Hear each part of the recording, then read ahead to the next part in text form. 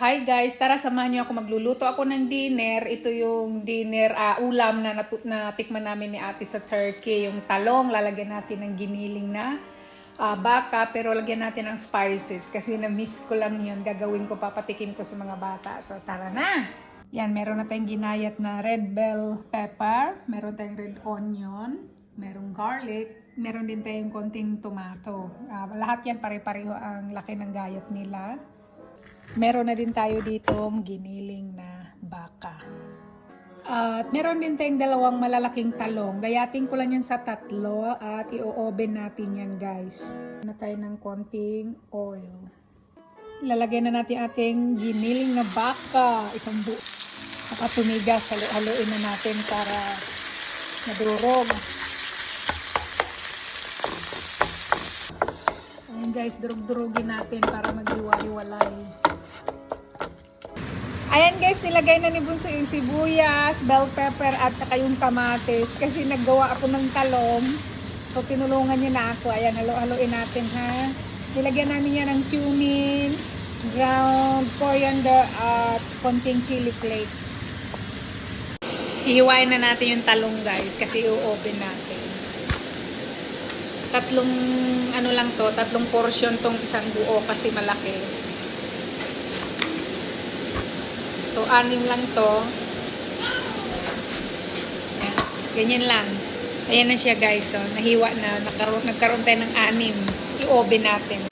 Bubudburan na natin ng olive oil guys para hindi manikit. Kasi i-oven muna natin. Tapos tingnan nyo na lang mamaya kung anong gagawin ko ha. Ayan guys, nilagay ko na sa oven yung ating talong. Lutuin natin ng konti. Tapos ito na, luto na. Antayin lang natin yung talong na lumambot guys. Kasi itatoppings natin yan. Bubutasan natin guys para maluto. Yan, may mga butas na yan para mabilis lumambot yung ating talong. Magyayagiyag ng keso. Dahil malambot na, piyautin natin sa gitna para lumalim. Dahil ilalagay natin yung ating giniling.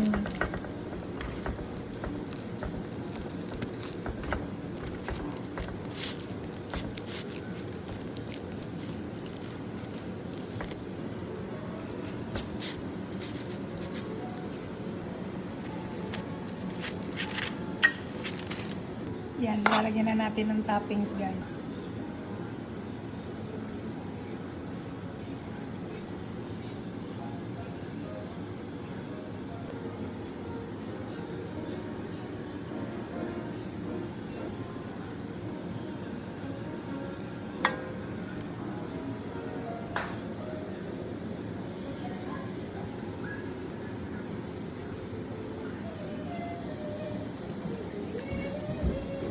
So, ayun na guys, may toppings na yan. Ngayon, bubulburan na natin yan ng keso para ibalik ulit natin yan sa oven. Sandali na lang.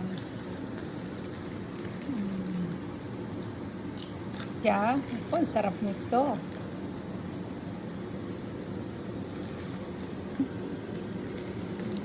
Ayusin. Tapos ibalik natin sa oven. Yan, sarap na. 5 minutes lang guys para matunaw lang ating keso. Ay, luto na guys. Ayan, ready na.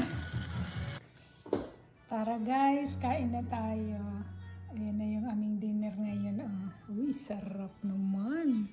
Talong na may giniling na baka at keso. Inoven lang yan guys. Madaling gawin. Kaya ano pang inantay? Kainan na.